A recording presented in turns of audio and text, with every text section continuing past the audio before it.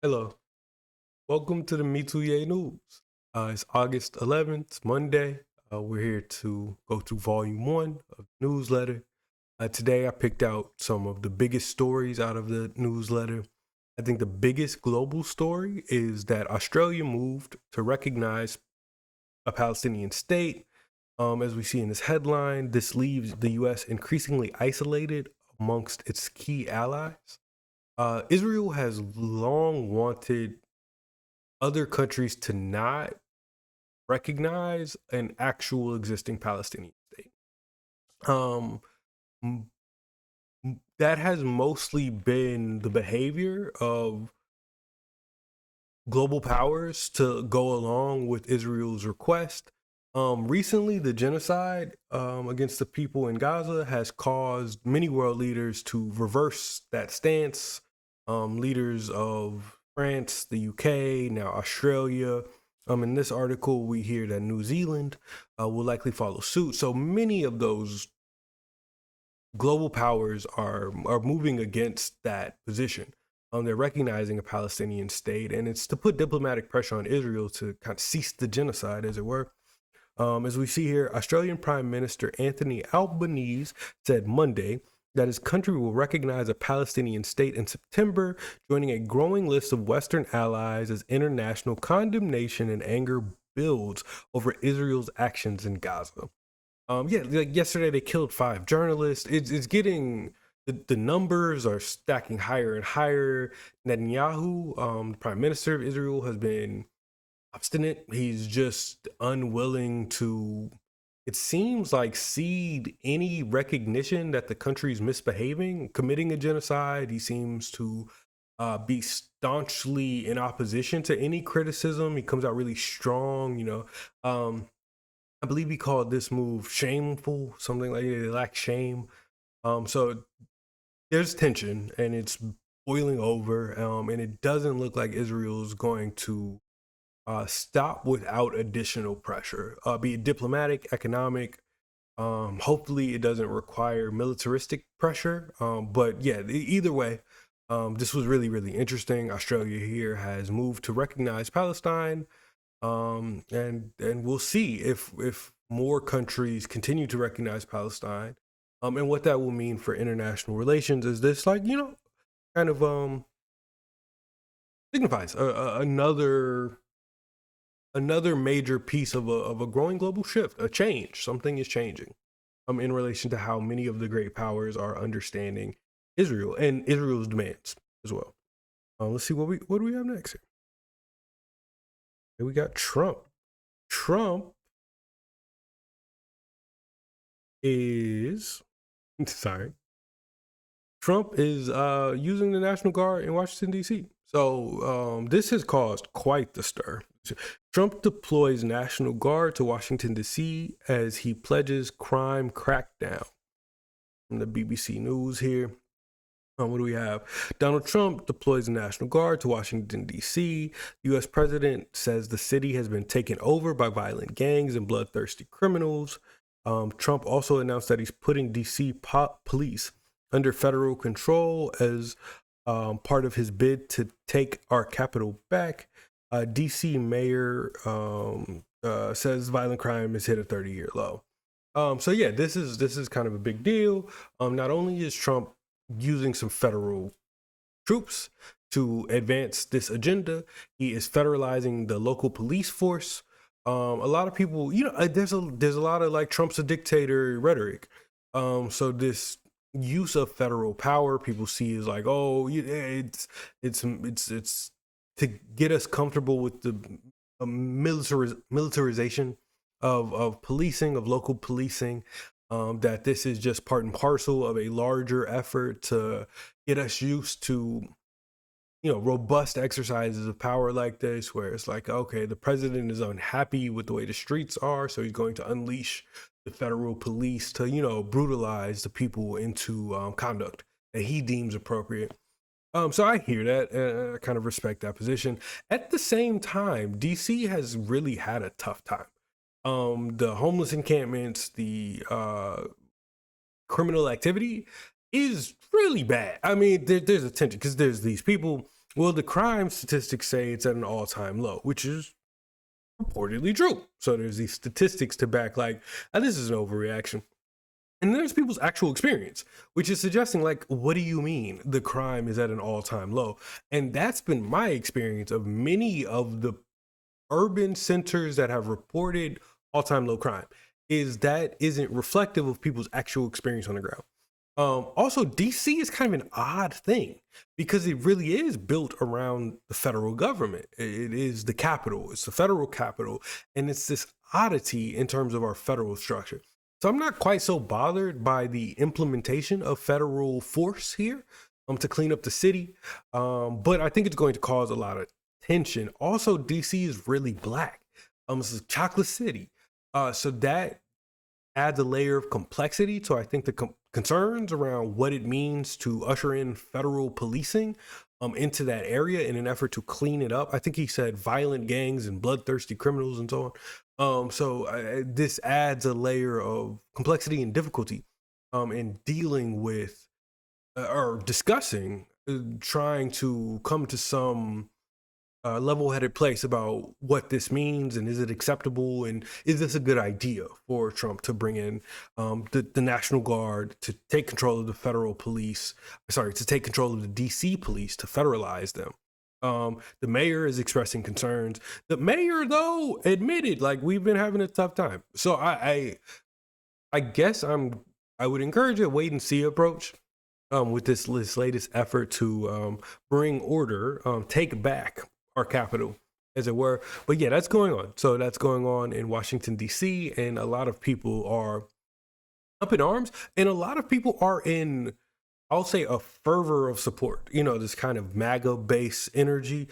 They are quite enthused by the aggressiveness here of Trump to go ahead and take back an urban center using federal authority. I'm in neither camp, really, but I am interested to see what this looks like on the ground, what the transformation looks like over time, and the sustainability of something like this. Does DC get forever federal policing activities, or does it return back to kind of local autonomy? That'll be an interesting thing. Well, here we are. It's happened, so we'll keep an eye on it. We'll keep an eye on what happens in DC with this latest move by the Trump administration. Oh, let's see what we have next. Wow, that's a long one. We have the NAACP. They're going to launch a town hall. So they're going to go around the country. Let's see. Let's look at this headline here. NAACP launches town halls to mobilize Black voters ahead of the 2026 midterm elections. So they're going to go around. They're going to rally the troops. You got to get out here. You got to vote, but you have to vote Democrat. And so this is my constant kind of refrain and critique around organizations, legacy organizations, stuff like the NAACP, where there's this like blatant partisan hyperbolic rhetoric. Is what turns me off from these types of organizations, and I think is increasingly making them not effective. So I imagine what's going to go on in these town halls is they're going to engender this hyperbolic rhetoric around Trump that he's, you know, a supervillain. He's Hitler incarnate. The Third Reich is coming, and so if you don't vote for the Democrats, Donald Trump himself is going to come kick in your door and eat all your snacks and then kick your dog. I don't think it's a good use of time or energy or organizational capacity, given the NAACP has this like long storied history, and how it now has this really robust infrastructure that's I think dilapidating. It's like it doesn't even move me when I hear about the NAACP anymore. That's unfortunate. I hope they take this opportunity to, or I think they should take this opportunity to try to put together or crowdsource or reveal, if they have it, some type of agenda for Black people. Something that puts together a reasonable plan as opposed to being locked into this oppositional partisan game where the Republicans are always the enemies, the Democrats are the heroes, and our job is to cheer on the Democrats' heroic effort to save us. from the evil Republicans here. I don't think that's going to sell well. I think it's going to, it's going to sell well to a particular crowd, but that's not going to move the needle. I think in their overarching goal, which is to get, I think 14 and some change, 14.6, something like that, million black people to participate in the midterm election. So you want huge black turnout. I'm concerned that the way they're going to go about this isn't going to accomplish that goal. I'm also concerned that it's going to further drive this frustration with these organizations and their relationship to the parties, particularly the Democratic Party. But they'll launch, I think it begins this week, maybe tomorrow, the next day. Got some mayors and some other, public officials I think they're going to use to get the word out and to try to get the turnout up for the upcoming midterm elections. Got next. Oh, I went in the wrong order, but what's fine. Boston has a rat problem. I think that's interesting. The city council, at the local level, the city council is trying to figure out how to deal with the rat problem. So it's like it's similar. They're copying some of the efforts from New York. New York had this these clips that went viral. We're going to take our city back from the rats, and these streets are ours. They don't belong to the rats. Boston is having a similar moment here, where they're going to have to really double down on efforts to get rats out of the city. There has been, since 2024, they had a rodent reduction plan or something like this. They've been working on this, but they're rolling out new ambitious agendas to try to get the rats out of here. So this includes establishing a rat czar, thinking about new trash can rollouts, providing support for areas that are particularly plagued. I think they mentioned low income neighborhoods and places with lots of food shops and new rules for how to dispose of food and all this. So I think this is an interesting look into the kind of day-to-day problems of these, especially these major cities, where you have rats, and rats bring disease. There was a plague one time. There is a real meaningful reason to try to push back on the rat infestation, or the rats can't control the streets. The people have to control the streets. So I thought this was interesting. Boston City Council rather is trying to put together some type of program to get rid of the rats. So that's what's going on down there in Boston. Best of luck to them. We love to see a rat-free American city. That's what we love. So we'll see how that goes. We'll keep an eye on that there. And then in what is competitive for the biggest news of the day, the Supreme Court is going to relook at the gay marriage ruling. The Kim Davis is filing an appeal. She says that was, I think she said, egregiously wrong. And she wants 100,000 in damages, and she wants 250-some thousand in fees, and she's not having it. And so she's filing an appeal. The Supreme Court will look at it. Existing marriages should be fine due to an act that was passed in 2022, but states can move to then halt new gay marriage license. So that would bring an end to gay marriage in many places throughout the country. And many speculate, including myself, that they're going to overturn Obergefell. They're going to overturn the case that provided these protections, citing the 14th Amendment for gay marriage. Now, the institution of gay marriage, I think, still has broad popular support. I think it's around 70% of Americans still still support gay marriage being understood as something that should be allowed and protected. It's only 41% of Republicans, per this article. They had some data that they used to highlight that, there's actually some, not everybody is in favor of gay marriage being protected with the law.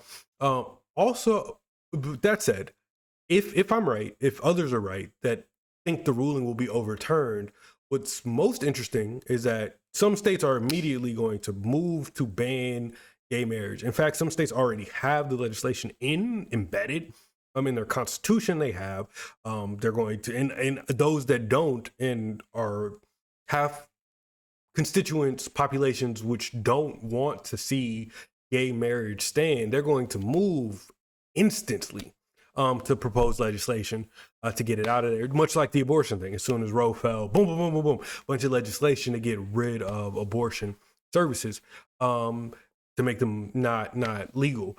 Similarly, I think we'll see something like that with this Supreme Court decision here, and I think it's going to be. I think the current makeup of the Supreme Court is going to facilitate the overturn of this previous ruling. Kim here, Kim Davis, will be vindicated. But I think the fight returns to where it should be, and that is at the state level. So for those like myself who think that the will of the people ought to bend towards allowing gay marriage, to have the government recognize it as a valid form of marriage. I think we'll have to fight that out at the state level. And that'll also be interesting for gay people themselves. If I was gay, would I move to a state? Would I move to a California or a Michigan in order to be married? Or would I rather stay in Arizona and not have the protections that married couples have? Not to say Arizona would ban gay marriage. I was just thinking of a red state or Republican state. But, you can think of Mississippi, for instance, is going to ban, gay marriage if given the opportunity. Do you stay in Mississippi? How important is it to be married? Is it worth hashing that fight out knowing it's probably a losing fight at a state like Mississippi? But that I'm a big advocate of the federal structure and self-governance. So I think that's where the fight has to be had. I hope it's won in many a state. And so that's, I think, where we go from here. But that is episode 1, volume 1 of the Me Too Yay News. Check us out on our Substack. Like and subscribe to the YouTube channel.